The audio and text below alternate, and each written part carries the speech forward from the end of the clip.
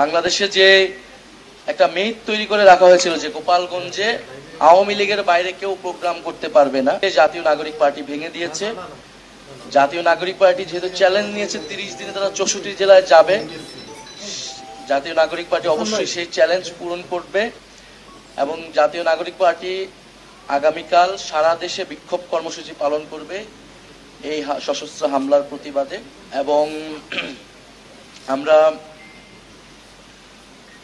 আমাদের যে ফরিদপুরের পথসভা কালকে থাকবে, আমরা সারা দেশের মানুষের প্রতি আহ্বান রাখছি, সরকার এবং প্রশাসনের প্রতি আমরা আহ্বান রাখছি যে গোপালগঞ্জের আমরা কিন্তু গোপালগঞ্জে আমরা বা যে কোনো জেলায় যখন আমরা যাই প্রশাসনের সাথে কথা বলেই যাই, সিকিউরিটি ক্লিয়ারেন্স নিয়ে যাই। গোপালগঞ্জে কিন্তু একইভাবেই যাওয়া হয়েছে, সেখানকার আইন শৃঙ্খলা বাহিনী এবং প্রশাসন আমাদেরকে যে ডিরেকশন দিয়েছেন, যেই রুটে যেতে বলেছেন আমরা কিন্তু সেভাবেই গিয়েছি এবং আসার সময় সেভাবেই এসেছি।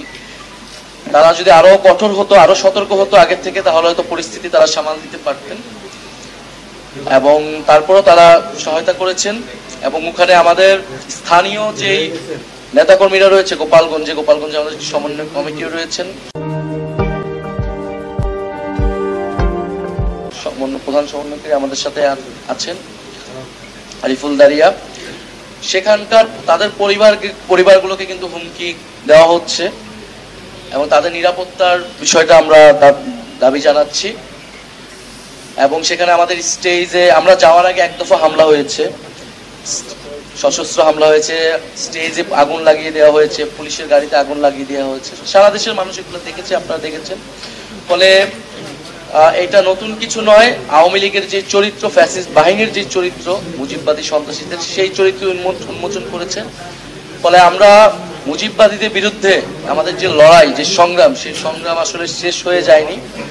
সরকারকে অবশ্যই কঠোর অবস্থানে যেতে হবে, জনগণকেও সচেতন হতে হবে এবং এই যে আমাদের লড়াই মুজিববাদের বিরুদ্ধে, সেই লড়াই চলমান রাখতে হবে। আমরা আজকের এই প্রেস ব্রিফিং থেকে দাবি জানাচ্ছি যে পুরো ঘটনার সুষ্ঠু তদন্ত করতে হবে। যারা এই ঘটনার সাথে জড়িত, যাদের পরিকল্পনায়, যাদের অংশগ্রহণ এবং যারা হত্যা চেষ্টা চালিয়েছে, তাদেরকে দ্রুত সময়ের মধ্যে, আগামী 24 ঘন্টার মধ্যে তাদেরকে গ্রেফতার করতে হবে এবং পরবর্তীতে তদন্ত সাপেক্ষে বিচারের আওতায় আনতে হবে।